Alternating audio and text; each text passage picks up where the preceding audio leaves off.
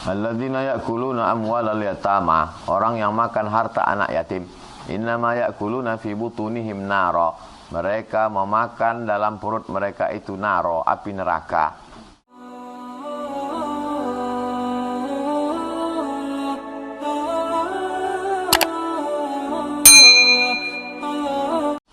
Jamaah minta laporan aset kayak gitu nggak boleh. Umat Islam mesti mengontrol. Umat Islam, jamaah masjid, jamaah pengajian yang meminta, Assalamualaikum Pak, kami minta, dia ingin menyelamatkan orang dari neraka jahanam. Mestinya yayasan punya kesadaran membuat laporan tiap bulan. Kita biasakan tradisi setiap Jumat kedua kita sholat Jumat, pulang sholat Jumat kita ke kantor, habis itu kita evaluasi, laporkan. Semua laporan hasilnya share supaya umat tahu. Karena kalau tidak, nanti akan tertutup, nanti akan tidak transparan. Berawal, ingat, kejahatan terjadi bukan karena hanya ada niat dari pelakunya, tapi juga karena ada kesempatan. Waspadalah. Itu juga sering terjadi pada pengelolaan masjid, Ustaz. Ketika tidak transparan, sehingga jamaah pada bertanya gitu kan. Pengelolaan masjid adalah wakaf. Pengurus masjid adalah nazir. Tanah masjid, tanah wakaf. Bangunan masjid, bangunan wakaf. Duit yang masuk, akadnya macam-macam. Yang habis, sodaqah. Maka diumumkan transparan. Nah ini sebenarnya ada lagi, karena kita sebagai bendahara umum di Al-Mukarramah, ketika terkena COVID, kemudian untuk gaji marbot itu sama security dan imam berapa itu sampai 40 juta. Kemudian kita nggak ada dana. Akhirnya ada dana anak yatim piatu itu senilai 45 juta. Kemudian kita menurut ketua umumnya keluarkan duit gaji dulu.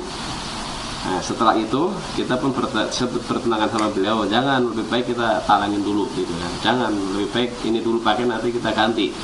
Nah, pas bulan Muharram itu kita tidak mengeluarkan karena dananya dipakai buat gaji marbot.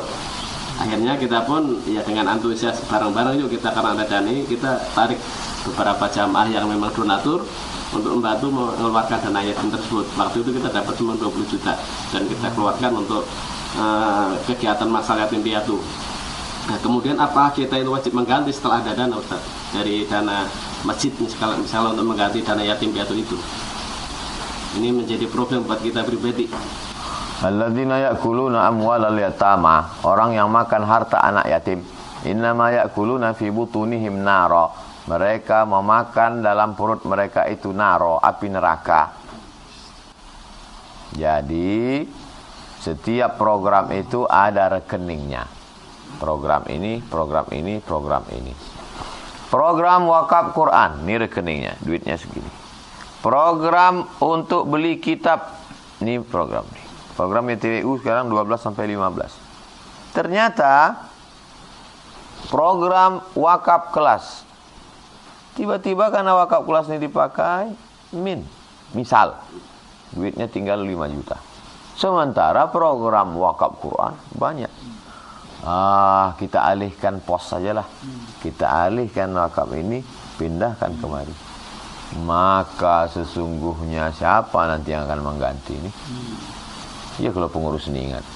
Begitu dialihkan transfer, mati pengurus. Sementara itu bukan punya kita, ya umat. Umat yang mana? Umat di zaman ini. Umat di zaman ini. Jadi ketika kita buat yayasan, itu umat di zaman. Ini tanah wakaf nih di zaman ini 1442 zaman ini. Ini tanah wakaf milik umat ini. Datanglah umat Islam dari India. Dia ada jatah. Karena dia sama-sama bersyahadat asyhadu an la ilaha illallah wa anna rasulullah. Sedunia kena itu. Datang umat Islam dari Amerika. Karena tidak ada dalam Islam itu batasan suku, batasan daerah. Masjid Masjid Sunda, Masuk orang Batak. Kumaha atuh, aku dari Medan, kata dia. Enggak, mohon maaf Pak, ini enggak ada. Karena dalam Islam asyhadu alla ilaha illallah Rasulullah masuk. Bahwa yang berwakaf orang Jawa bisa saja. Wakaf Masjid Minangkabau, wakafnya, pemanfaatannya umat. Hadhihi ummatukum ummatan wahidah. Umatnya satu, kiblatnya satu, wa ana rabbukum fa'budun. Tapi jangan gara-gara ini lalu takut buat lembaga wakaf. Silakan. Maka saya menggalakkan sahabat-sahabat buat ganti uang masih hidup. Udah ada sih datanya, udah ada ngumpul lagi kan karena COVID aja. Sebenarnya kalau nggak COVID sih kita nggak ada problem. Bagaimana dengan itu Madinah dan Mekah itu termasuk wakaf umat itu juga? Ngambil jatah. Kita juga dapat ya. Ngambil jatah. Tanah Masjid Nabawi adalah wakaf. Karena ketika itu Nabi SAW bersama sahabat dengan duit mereka wakaf. Nahnu ma'asyirul anbiya la nurithu. Kami Nabi tidak mewariskan harta kami. Wa ma taraknahu shadaqah. Yang kami tinggalkan ini shadaqah, kata Nabi. Maka Nabi tak ada meninggalkan harta warisan. Habis semua tinggal. Lalu kemudian itu milik umat, dikelola. Wakaf Nabi, wakaf Utsman bin Affan, wakaf umat Islam, maka dikelolalah, dipakai untuk umat, semua umat Islam. Lalu kenapa kita dari Indonesia masuk mesti pakai paspor, mesti? Itu kan pakai paspor tuh sejak aturan PBB dulu. Datang Syekh Nawawi Al-Bantani, pergi sana, menginap di situ. Dan tanah yang dibeli oleh Sultan Aceh sampai hari ini wakafnya dinikmatilah oleh pelajar-pelajar dari Aceh. Makanya kalau kami pergi haji, umroh dari Kairo, anak-anak Aceh itu tak perlu cari hotel karena ada di situ rumah Aceh, wakaf dari Sultan. Tidak mau pemerintah Saudi menyerahkan ke Republik Indonesia karena dulu kesepakatannya antara Sultan.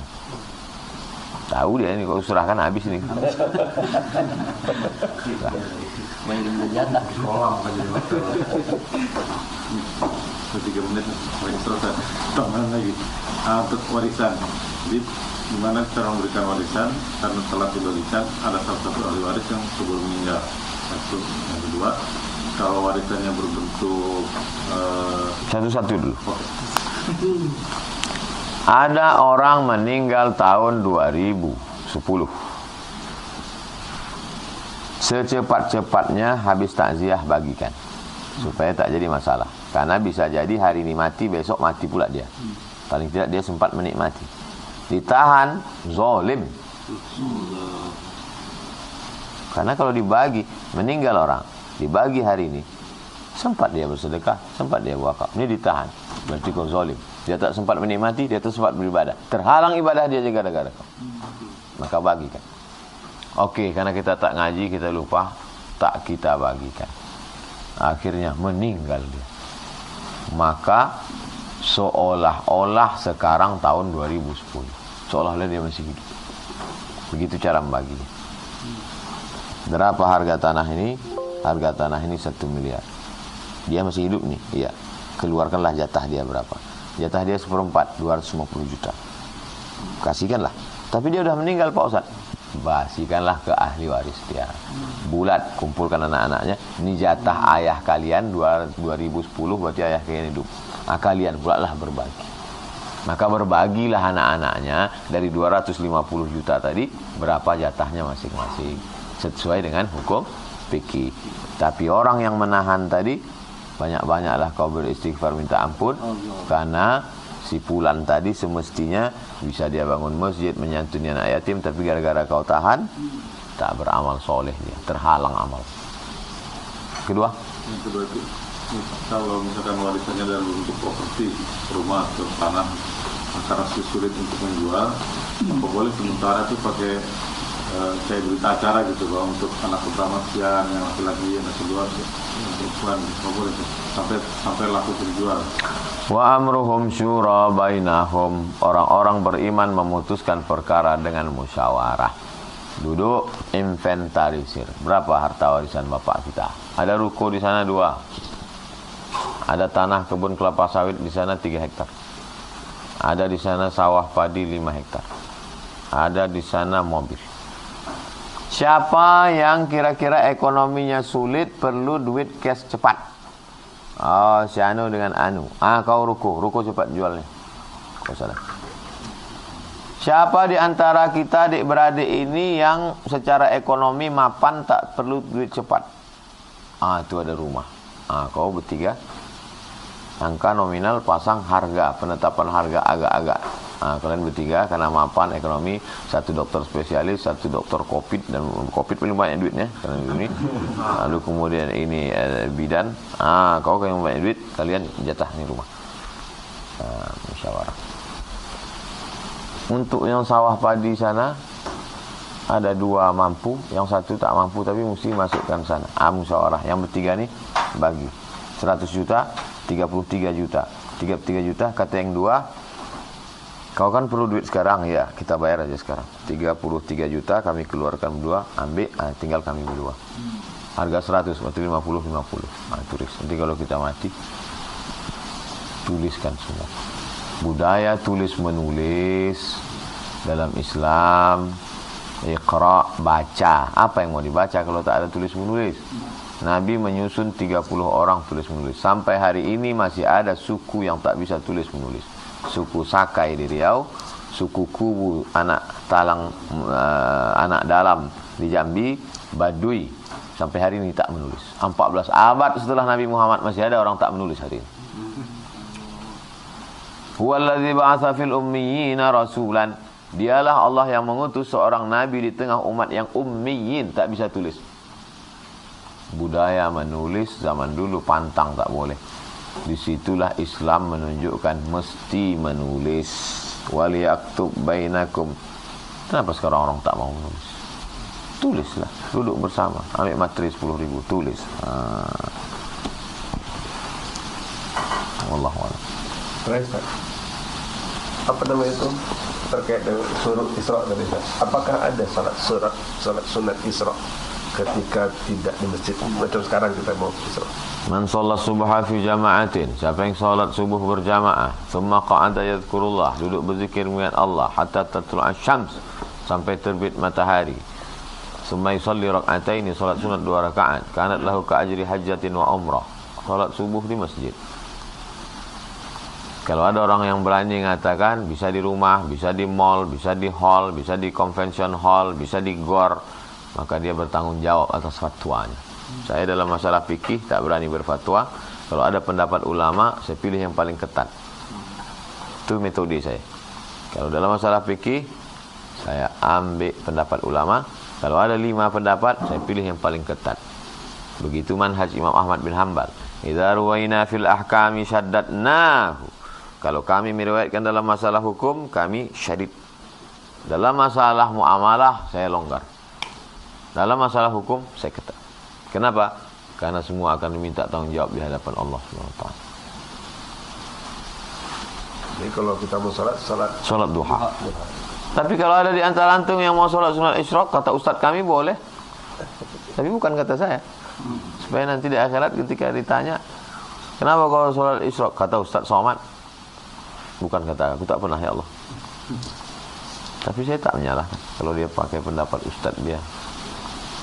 Jadi kalau wanita perempuan nggak ada sholat isya karena kan mereka sholatnya rata-rata di rumah. Perempuan sholat di masjid. Mana hukum asal perempuan sholat di masjid? I'takafa Rasulullah SAW thumma i'takafa azwajuhu min ba'di. Istri Nabi i'tikaf setelah Nabi meninggal. I'tikaf itu 10 hari 10 malam. Kalau 10 hari 10 malam saja boleh di masjid, apalagi yang 10 menit. Itu menunjukkan perempuan. 2. Perempuan keluar dari masjid sampai kami tidak mengenalinya karena mereka menutup diri bimurutihinna, dengan kain panjang. Keluar perempuan dari Masjid Nabawi, kami tak mengenalinya, itu panjang.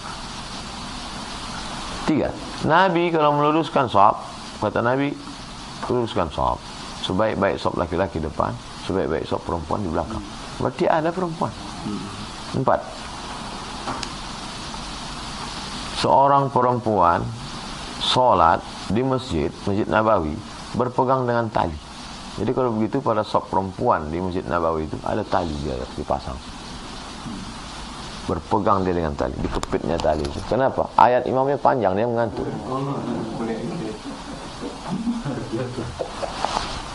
5. Babun nisa. Siapa yang masuk dari babun nisa cambuk, kata Umar bin Khattab. Mana mungkin ada babun nisa kalau tak ada nisa? Lalu hadis yang mengatakan perempuan lebih baik di dalam rumah, di pekarangan rumah, lebih baik dalam rumah, lebih baik dari kamar, adalah ketika terjadi fitnah. Tapi ada khususiah untuk perempuan, di dalam rumah ada namanya musallal bait. Nabi masuk ke rumah sahabat.